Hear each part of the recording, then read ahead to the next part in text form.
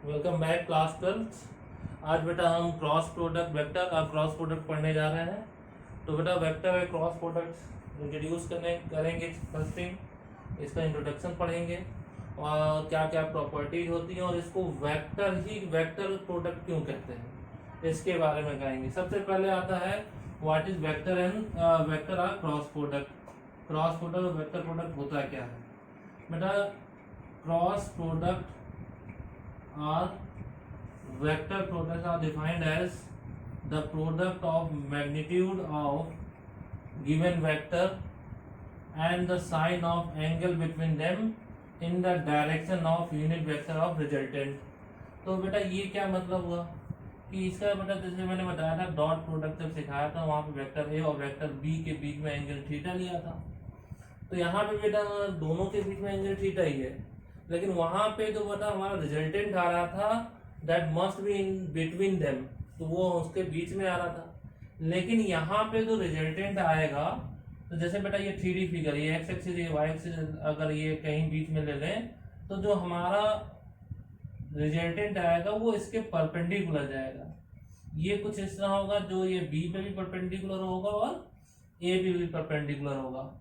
ये हमारा resultant vector होगा। यहाँ पे उसके निगेटिव डायरेक्शन में नीचे भी आ सकता है। और बेटा यहाँ पे जो एन कैप है वो कितना है, ये एन कैप है। एन कैप का मतलब unit vector on the resultant. तो इसका मतलब क्या हुआ बेटा।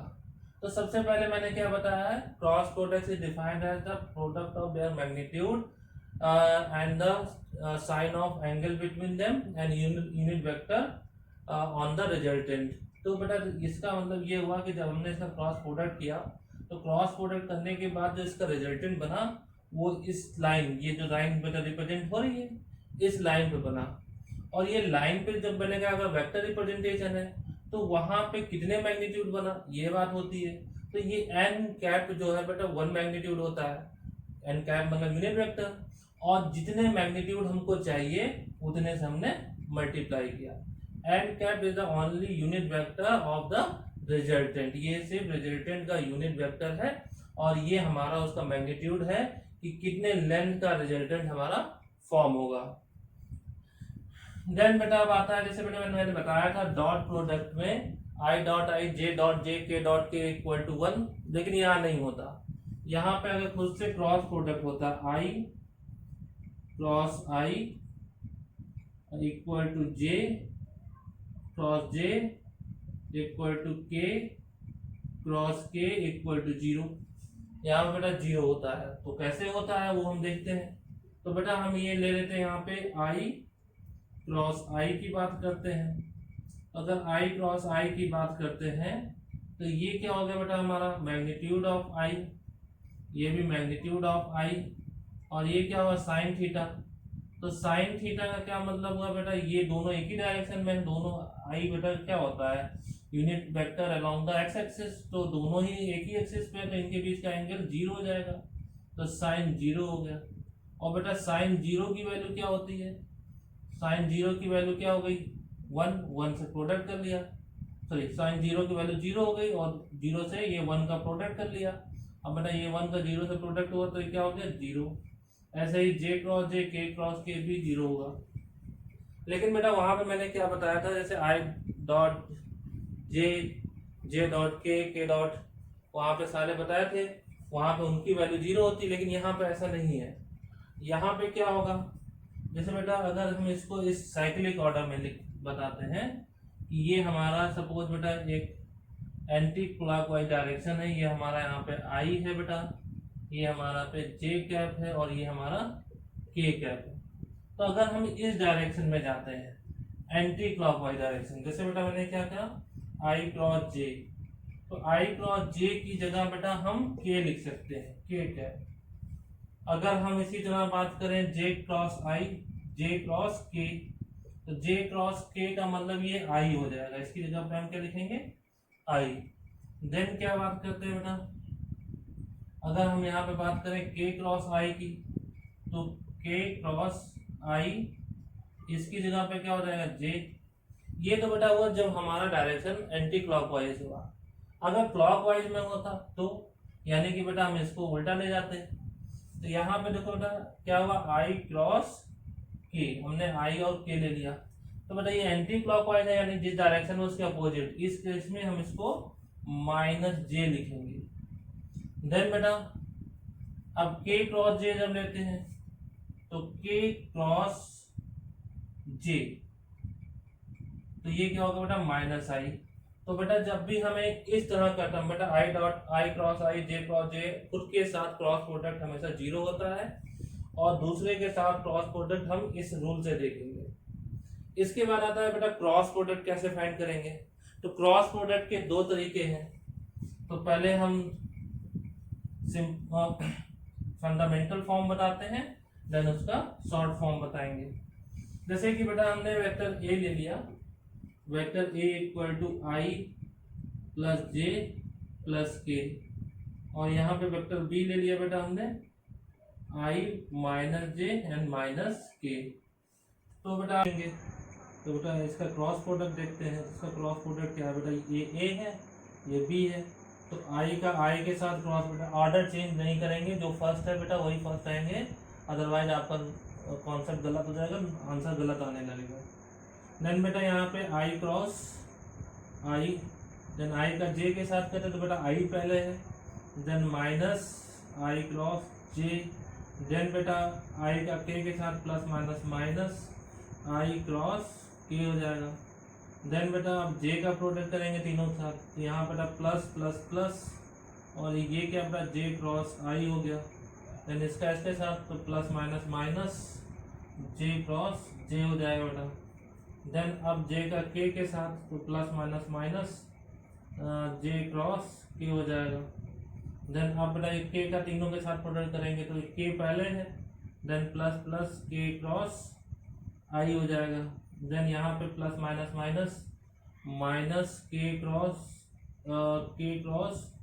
जे हो जाएगा। देन ये प्लस का है बेटा, ये माइनस का है, तो ये माइनस के क्रॉस के हो जाएगा। देन बेटा आई क्रॉस आई की वैल्यू क्या होती है, मैंने खुद से बताया था अभी, खुद के साथ क्रॉस प्रोडक्ट हमेशा जीरो होता है, ये तो जीरो हो गया। अब बेटा आई क्रॉस जे, जैसे बेटा अभी मैंने सर्कुलर फॉर्म में समझाया था कि अगर इसको आई ले लें, ये जे ले लें और ये के ले लें, तो बेटा आई क्रॉस जे के बराबर होगा। तो के यहाँ रखेंगे, माइनस का है तो बेटा माइनस का के हो जाएगा। देन आई क्रॉस के बेटा क्लॉकवाइज डायरेक्शन में है, तो ये उसके अपोजिट डायरेक्शन में इसको माइनस जे लिखेंगे। तो बेटा ये ऑलरेडी माइनस में, तो माइनस माइनस प्लस का जे लिख देंगे। देन बेटा आता है जे क्रॉस आई, तो जे क्रॉस आई बेटा अगेन हम अपोजिट डायरेक्शन में आ रहा है, तो अगर अपोजिट डायरेक्शन में अगेन आ रहा है तो इसको क्या लिखते हैं बेटा माइनस का के, तो ये हमारा माइनस का बेटा के हो जाएगा। देन जे क्रॉस जे तो जीरो होगा, खुद के साथ क्रॉस प्रोडक्ट जीरो होता है। देन बेटा जे क्रॉस के, तो जे क्रॉस के एंटी क्लॉकवाइज डायरेक्शन में है, तो जे क्रॉस के को बेटा आई के बराबर लिख देंगे, ये माइनस का आई हो गया। देन बेटा के क्रॉस आई, तो देखो बेटा ये भी एंटी क्लॉकवाइज डायरेक्शन में, इसको जे लिख सकते हैं, तो यहाँ पे बेटा जे लिखेंगे, लेकिन के क्रॉस आई यहाँ पे क्या है प्लस का है, तो प्लस का जे हो जाएगा। देन के क्रॉस आई, के क्रॉस जे, तो बेटा के क्रॉस जे ये हो गया, तो ये देखो बेटा क्लॉकवाइज डायरेक्शन में इसको माइनस आई माइनस माइनस प्लस आई हो जाएगा। तो बेटा यहाँ पे देखो प्लस का आई माइनस का आई कैंसिल आउट हो गया, जो बचा वो क्या बचा बेटा यहाँ पे प्लस का जे 2j माइनस का 2k। एक तो ये हो गया बेटा क्रॉस प्रोडक्ट कैसे फाइंड करेंगे। अब बेटा second way by determinant form, तो इसको दूसरे तरीके से डिटर्मिनेंट से भी हम इसका क्रॉस प्रोडक्ट निकाल सकते हैं, vector A cross vector B. तो बेटा उससे कैसे फाइंड करेंगे, तो पहले तो यहाँ पे बेटा हम सारे वेक्टर टर्म लेंगे जे एंड के। देन बेटा कोफिशिएंट ऑफ आई जे के, ये बेटा 1 1 1। देन बेटा यहाँ कोफिशिएंट ऑफ आई क्या है 1 -1 -1। देन बेटा vector A cross vector B की बात करते हैं, तो एक्सपेंशन जब करते हैं तो बेटा यहाँ प्लस लेते हैं, माइनस यहाँ पे प्लस। तो जब आई से लेंगे तो प्लस का आई, और इसके रिलेशन 1 -1 1 -1। देन बेटा प्लस यहाँ पे माइनस साइन लगाएंगे, देन जे के रिस्पेक्ट में लेंगे तो बेटा इसका रो एंड कॉलम छोड़ देंगे, 1 1 1 -1। देन के, जब के रिस्पेक्ट में लेंगे तो बेटा क्या हो जाएगा 1 1 1 -1। अब बेटा vector A cross vector B की बात करते हैं इक्वल टू, तो बेटा ये क्या हुआ आई और ब्रैकेट में 1 1 जा -1 और ये -1 और माइनस करते बेटा +1 हो गया। देन -j, तो यहाँ पे बेटा प्रोडक्ट कर लें तो ये बेटा -1 हो गया और ये 1 1 जा 1 लेकिन माइनस करते हैं तो बेटा -1। देन ये क्या हुआ के ले लें तो ये क्या हुआ बेटा -1 और 1 1 जा 1 लेकिन माइनस करना तो -1, तो बेटा ये +1 -1 0 हो गया तो ये तो 0 हो जाएगा आई। देन ये क्या -1 -1 -2 और माइनस से तो मल्टीप्लाई करें तो बेटा 2j आ गया और ये क्या होगा बेटा -1 -2 और प्लस से मल्टीप्लाई किया तो 2 का के। देखो बेटा ये दोनों ही सेम आ रहे हैं, तो ये दोनों ही तरीके हैं क्रॉस प्रोडक्ट करने के लिए और ये ज्यादा बेटर रहता है एक्सपेंशन के लिए। अब बेटा बात करते हैं कि if angle between A cross B is 0, अगर जैसे कि बेटा उसमें बताया था अगर डॉट प्रोडक्ट 0 होता है तो इसका मतलब vector A and vector B perpendicular होता है, लेकिन यहाँ पे क्या हो जाएगा तो इफ थीटा इक्वल टू 0 लेते हैं तो थीटा इक्वल टू 0, तो 0 का क्या मतलब हुआ कि ये दोनों वेक्टर ए और वेक्टर बी दोनों एक ही डायरेक्शन में या तो पैरेलल होंगे या कोइंसिडेंट होंगे। तो इस केस में हम क्या करते हैं बेटा, तो ये थीटा इक्वल टू 0 ले लें तो साइन 0 0 होता है, 0 से प्रोडक्ट कर दिया तो vector A cross B equal to 0। अगर आपको कहीं भी क्वेश्चन पूछता है कि the given vector are parallel तो दो तरीके, एक तो उसमें ही बताए थे कि अगर कोई वेक्टर पैरेलल होता है तो वेक्टर फर्स्ट वेक्टर किसी के सेकंड वेक्टर के एक कांस्टेंट टाइम मल्टीपल होता है, और मैंने डॉट प्रोडक्ट में दिखाया था कि अगर कोई वेक्टर एक दूसरे के पैरेलल है तो उनके कोफिशिएंट प्रोपोर्शनल होते हैं, और यहाँ पे भी सेम वही होगा। अगर तुम्हें जो दो वेक्टर गिवन होंगे वो डायरेक्टली दिख जाएंगे कि वो प्रोपोर्शनल ही है, और जब क्रॉस प्रोडक्ट निकालेंगे तो उसका क्रॉस प्रोडक्ट 0 आएगा। तो सिंपल से ये भी बोल सकते हैं कि टू वेक्टर आर परपेंडिकुलर तो उनका डॉट प्रोडक्ट 0 दिखा देंगे। अगर दो पूछता है टू वेक्टर आर पैरेलल तो बेटा उनका क्रॉस प्रोडक्ट निकाल देंगे, वो 0 को शो कर देंगे, देन वो पैरेलल हो जाएगा। अब बेटा यहाँ पे आता है कि area of triangle, next topic आता है बेटा एरिया ऑफ ट्रायंगल। तो एरिया ऑफ ट्रायंगल की बात करते हैं। सपोज बेटा ये हमारा एक ट्रायंगल हो गया और ये हमारा वेक्टर बी है, तो इसका मैग्नीट्यूड ले लेते हैं मॉड वेक्टर बी हो जाएगा। न्यूमेरिक वैल्यू ये वेक्टर ए है लेकिन हम इसका मैग्नीट्यूड ले तो वेक्टर ए हो जाएगा। तो बेटा यहाँ पे जो हमें छोटी क्लास में बताया गया है वो क्या है, area of triangle is 1/2 base into perpendicular.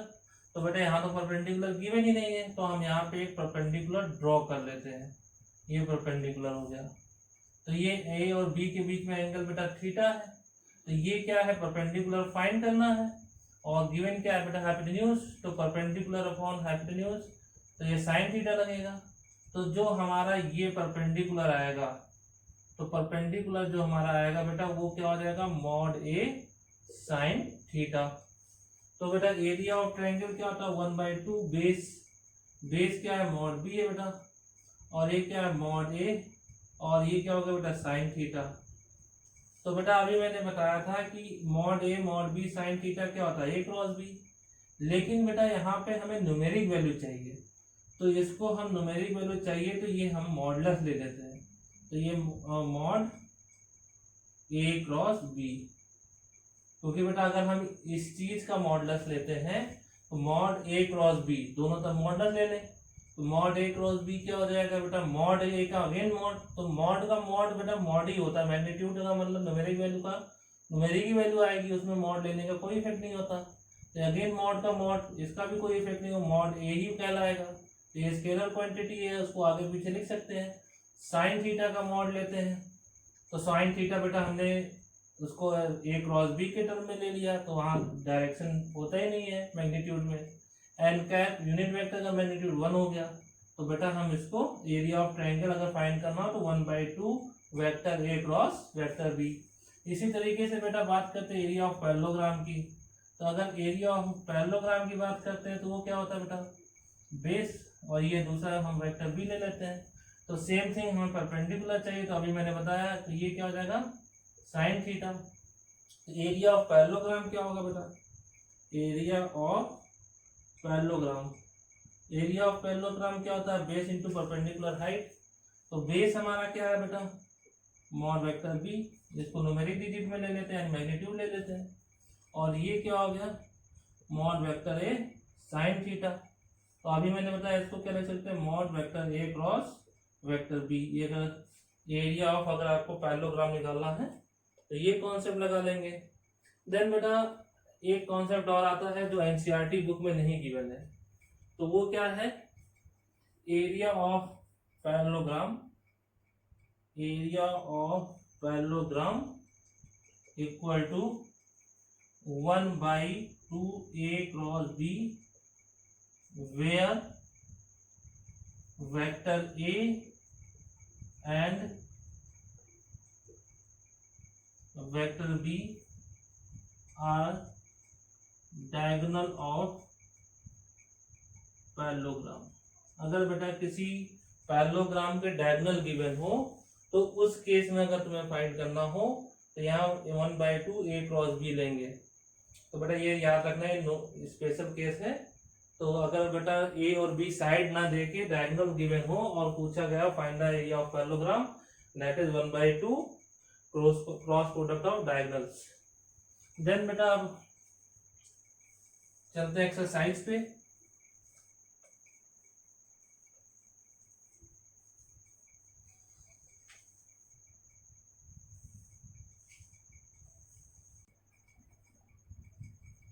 Second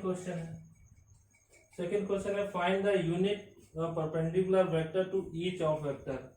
तो each of vector vector A plus vector B and vector A minus vector B के परपेंडिकुलर वेक्टर, और गिवन क्या है बेटा vector A equal to 3i plus 2j and plus 2k, और vector B equal to क्या है बेटा i plus 2j and minus 2k।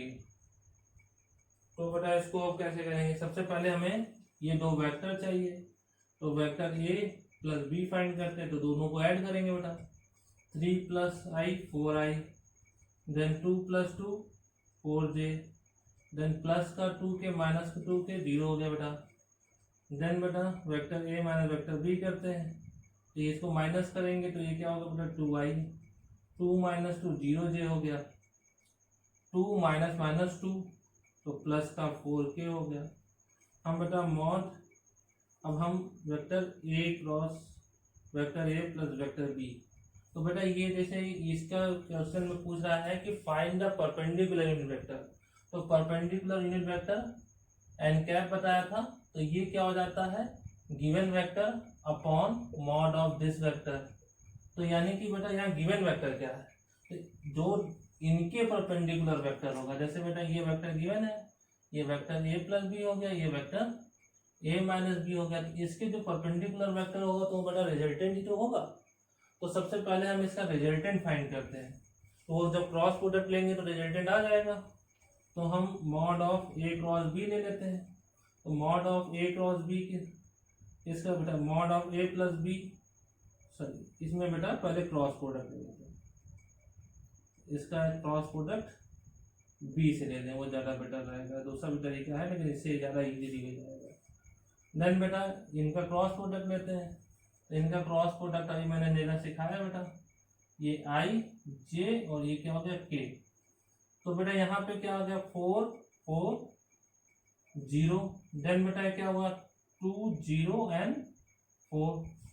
अब बेटा हम इस क्या करते हैं, इसको क्रॉस मल्टीप्लाई कैसे निकालते हैं, आई जब आई लेंगे बेटा तो ये क्या होगा बेटा 4 0 0 4, देन माइनस जे लेते हैं, जब जे लेंगे तो क्या हो जाएगा बेटा 4 2 0 4, देन प्लस के जब लेते हैं तो क्या हो जाएगा बेटा 4 2 0 4, देन ये क्या हो गया बेटा आई और ये 4 4 जा 16 माइनस 0, ये क्या हो बेटा माइनस जे 4 4 जा 16, और ये क्या हो गया बेटा प्लस के 4 4 जा 16 माइनस 0,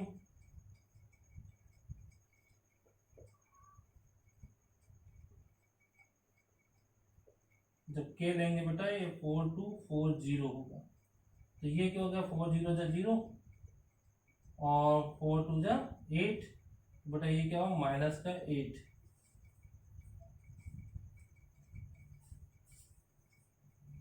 देन ये कितना आ गया बेटा 16i minus 16j and minus 8k।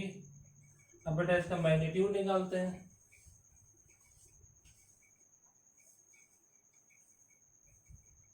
Magnitude of vector a plus B cross vector a minus B.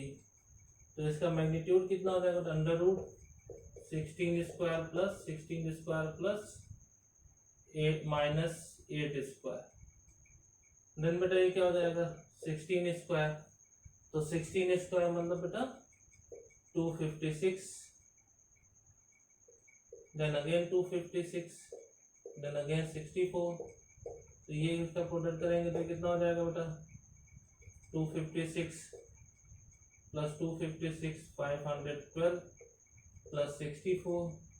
तो इसको ऐड कर ले बेटा, तो ये क्या हो जाएगा 5 और ये क्या हो जाएगा 756 और बेटा 756 किसका हो जाएगा, तो 24 इंटू 24 करते हैं अगर, तो बेटा क्या हो जाएगा 24 इंटू 24, 4 4 जा 16, 4 2 जा 8 और एक 9 हो जाएगा। देन बेटा फिर 2 से प्रोडक्ट करेंगे, क्रॉस आ गया 2 4 जा 8, 2 2 जा 4, देन ये 6, देन ये क्या था 17, ये 576। तो ये बेटा 24 का अंडर रूट हो गया। तो ये क्या हो गया बेटा 24। अब परपेंडिकुलर वेक्टर इक्वल टू क्या हो जाएगा, ऊपर लिख सकते हैं vector a plus B cross vector a minus B and mod. ये बेटा बोर्ड एग्जाम में इसका क्वेश्चन पूछा गया है, cross vector a minus vector b। तो बेटा ये हमारा वेक्टर निकला है 16i plus n cap 16i plus, sorry बेटा दिस इज इन माइनस, तो बेटा यहाँ पे भी आप minus 16 to the power whole square कर लेना, क्योंकि बेटा यहाँ पे हमने प्लस में लिखा था, हालांकि कोई इफेक्ट नहीं, स्क्वायर प्लस में ही हो जाता है। देन ये 16j एंड बेटा माइनस का 8k, तो अब बेटा होल डिवाइडेड बाय 24, ये हमारा यूनिट परपेंडिकुलर वेक्टर आ गया बेटा। देन बेटा थर्ड क्वेश्चन देखते हैं।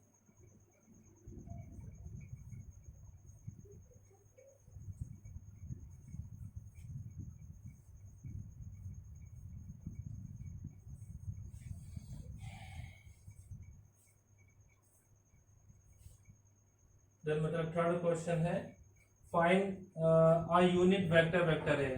तो बेटा यहाँ वेक्टर ए जो है यूनिट वेक्टर है, तो उसका मॉडुलस 1 हो जाएगा। तो कैन देन कह रहा है and makes angle π/3 with i, और ये वेक्टर जो आई के साथ π/3 एंगल बना रहा है और जे के साथ π/4। तो बेटा आई मतलब एक्स एक्सिस, तो यानी कि एक्स एक्सिस से एंगल मैंने डायरेक्शन कोसाइन में कॉस अल्फा बताया था, तो ये कॉस अल्फा की जो वैल्यू है वो π/3 है। और बेटा ये जे से, जे मतलब बीटा से एंगल, तो बीटा जो है क्या था angle from the Y axis, तो ये π/4 गिवन है। और कह रहा है फाइंड द एंगल थीटा, यानी कि हमें गामा या थीटा दिया है, यानी कि जेड एक्सिस से एंगल फाइंड करना है, वो गामा, लेकिन क्वेश्चन में थीटा गिवन है तो हम इसको थीटा लेट कर लेते हैं, ये फाइंड करना है। और वेक्टर ए भी फाइंड करना है, तो हम ले लेते हैं बेटा वेक्टर ए इक्वल टू क्या लेते हैं a1i plus b1 a1i a2j plus a3k ले लेते हैं बेटा सपोज। तो इसका मैग्नीट्यूड 1 है, तो मैग्नीट्यूड कैसे निकालते हैं a1 square plus a2 square plus a3 square, ये क्या हो गया 1, तो इसको तो बेटा स्क्वायर कर ले, तो a1 square plus a2 square plus a3 square equal to 1। ये एक हमें रिलेशन पता चल गया। अब बेटा क्या कह रहा है अकॉर्डिंग टू क्वेश्चन, क्वेश्चन कह रहा है ये वेक्टर आई के साथ क्या बनाता है बेटा π/3 एंगल। तो अभी मैंने जो क्रॉस प्रोडक्ट बताया, तो डॉट प्रोडक्ट लेते हैं बेटा, क्योंकि डॉट प्रोडक्ट में क्या बताए थे vector A dot vector I equal to mod vector A mod vector I cos theta, और यहाँ पे थीटा की जगह अल्फा ले लेते हैं। देन बेटा क्या हो जाएगा, तो ये बेटा हमारा ये प्रोडक्ट है, तो इसको क्या लिख सकते हैं, ए आई A1i A2j plus A3 k, और ए आई के साथ डॉट प्रोडक्ट कर ले। तो मॉड ए क्या है बेटा, मॉड ए तो 1 है, मॉड आई भी 1 है, और ये क्या हो गया कॉस अल्फा, अल्फा की जगह बेटा मेरा क्या गिवन है, पाई/3। तो बेटा अगर यहाँ पे मैं डॉट प्रोडक्ट करने जाते हैं तो डॉट प्रोडक्ट क्या हो जाएगा यहाँ पे, तो बेटा आई डॉट आई, तो ये तो 1 हो गया, तो A1 आई हो गया, आई डॉट जे 0 हो जाता है, आई के डॉट आई अगेन ये 0 हो जाएगा। तो बेटा यहाँ पे क्या बचा, सिर्फ A1, और ये क्या बचा cos π/3, cos π/3 का मतलब बेटा cos 60, cos 60 की वैल्यू होती है 1/2। Same thing according to question, if vector A makes angle with J, बेटा वो कितना π/4 फॉर्म कर रहा है, सेम यही रूल बेटा। तो again vector A dot vector J equal to mod vector A mod vector J, और ये क्या हो गया cos बीटा, और बीटा की वैल्यू क्या गिवन है बेटा π/4 रख ले। देन बेटा ये वेक्टर A की जगह क्या ले सकते हैं, A1i plus A2j plus A3k। अब बेटा यहाँ पे डॉट जे कर दें, तो ये क्या है मॉड ए तो बेटा 1 हो गया, मॉड जे यूनिट वेक्टर है ये भी 1 हो गया, और cos π/4 की वैल्यू बेटा 1/√2। द जे से डॉट प्रोडक्ट करेंगे तो ये क्या हो जाएगा 0, जे डॉट जे 1 हो जाता, तो ये बेटा A2 हो गया, और के डॉट जे अगेन 0 हो जाएगा, इक्वल टू 1/√2। अब बेटा हमें वैल्यू चाहिए, तो बेटा सबसे पहले तो हमें A3 कितना है वो देखना है। तो A3 कैसे निकालेंगे, देखो बेटा हमें क्या पता है A1 स्क्वायर, इसको इक्वेशन फर्स्ट ले लेते हैं, then from equation first,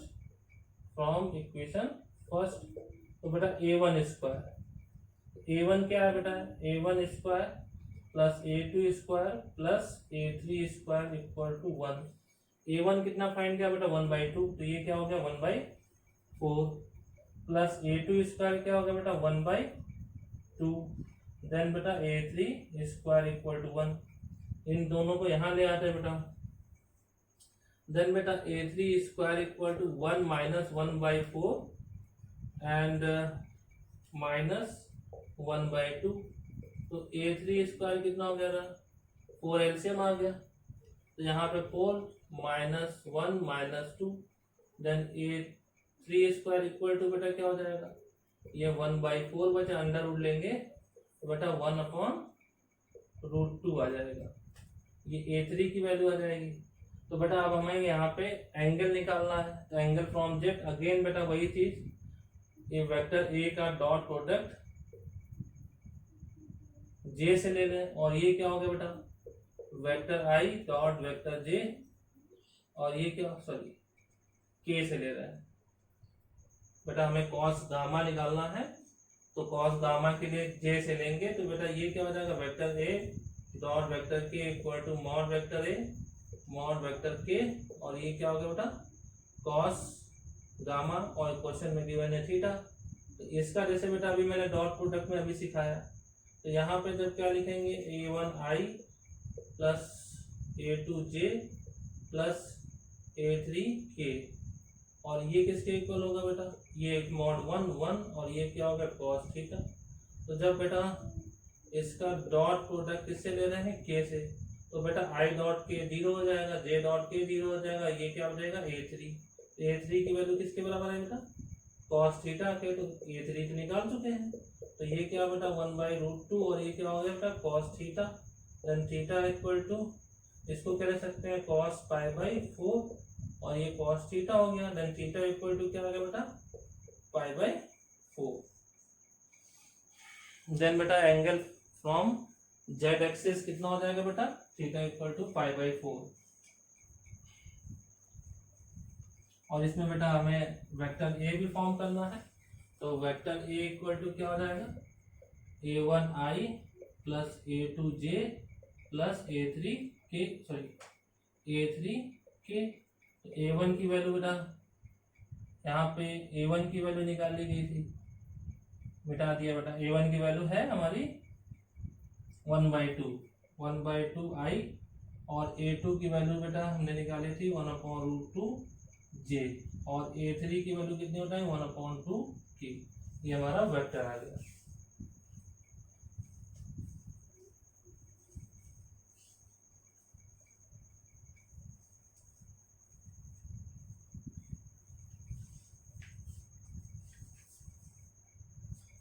then बेटा फोर्थ क्वेश्चन देखते हैं। तो फोर्थ क्वेश्चन कह रहा है so that vector A minus vector B cross vector A plus vector B is equal to 2 time vector A cross vector B। तो बेटा इसको क्रॉस प्रोडक्ट हमें ये शो करना है।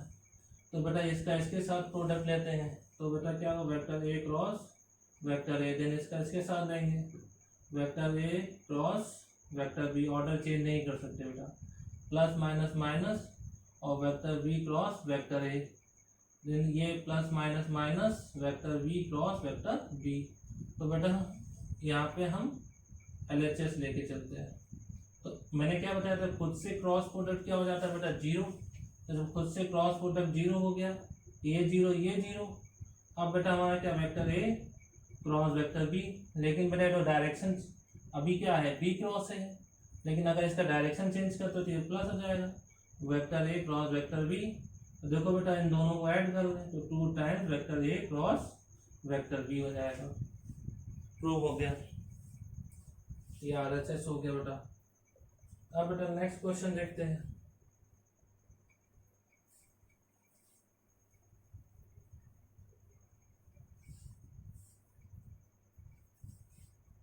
क्वेश्चन नंबर बेटा question number 5, find the value of lambda and mu, और given है बेटा 2I plus 6J plus 27K cross I plus lambda J and plus mu K is equal to 0 vector. तो बेटा cross product मैंने अभी सिखाया, इसको ऐसे भी क्रॉस प्रोडक्ट कर सकते हैं, I J एंड K ले लें, 2 6 और ये क्या होगा बेटा 27, यस। देन ये क्या होगा बेटा 1 लैम्डा एंड म्यू, तो ये बेटा 0 वेक्टर के बराबर है। तो सबसे पहले तो इसको सॉल्व कर लें, देन कंपेयर कर लेंगे। तो ये क्या होगा बेटा I प्लस में लेते हैं तो बेटा ये 4 टर्म आएंगे, तो 6 इंटू 6 म्यू, और ये क्या होगा बेटा माइनस 27 लैम्डा, और फिर उसके बाद बेटा माइनस J लेते हैं। अब J जब लेंगे तो बेटा इसके रो एंड कॉलम छोड़ देंगे, तो ये 2 1 27 म्यू हो जाएगा। तो ये क्या होगा बेटा 2 म्यू माइनस 27, देन बेटा अब K लेते हैं, तो K लेंगे तो बेटा इसका रो और कॉलम छोड़ देंगे, तो क्या 2 1 6 लैम्डा बचा, तो 2 इंटू लैम्डा हो गया, ये 2 इंटू लैम्डा, और ये क्या बेटा माइनस का 6, और बेटा ये किसके बराबर है 0 वेक्टर के बराबर, तो 0 वेक्टर मतलब 0I 0J and plus 0K, ठीक है ना। अब यहाँ पे क्या आ जाएगा, अगर हम ये वेक्टर बेटा कोफिशिएंट सेम करेंगे सबको, तो अगर हम J का कोफिशिएंट सेम करें तो बेटा माइनस टाइम्स है और यहाँ पे प्लस टाइम्स है, तो minus 2 mu minus 27 equal to बेटा किसके बराबर हो जाएगा 0 वेक्टर के। तो अब बेटा क्या कर देंगे, देन बेटा ये क्या और 2 mu equal to 27 and mu equal to कितना होगा 27/2। देन बेटा इसका K का कोफिशिएंट K के बराबर कर लेंगे, तो 2 लैम्डा माइनस 6 इक्वल टू 0 आ जाएगा, देन 2 लैम्डा इक्वल टू बेटा 6 हो जाएगा, देन लैम्डा इक्वल टू क्या हो गया 3। तो अब बेटा इसका कोफिशिएंट तो हमने सेम ही नहीं किया, कोई जरूरत नहीं है बेटा सेम करे ना करे, लेकिन हाँ आपको आंसर चेक करने पर हेल्प जरूर कर देगा। लैम्डा इक्वल टू कितना होना चाहिए 0 होना चाहिए, तो बेटा यहाँ पे रखते हैं, तो यहाँ पे बेटा 6 इंटू म्यू की वैल्यू कितनी है बेटा 27/2 और ये क्या हुआ 27 और लैम्डा की वैल्यू 3। तो देखो बेटा ये कैंसिल हो गया तो 3 इंटू 27 और माइनस 27 इंटू 3। तो बेटा ये दोनों 0 आ गया, तो यानी कि बेटा हमारा आंसर सही है।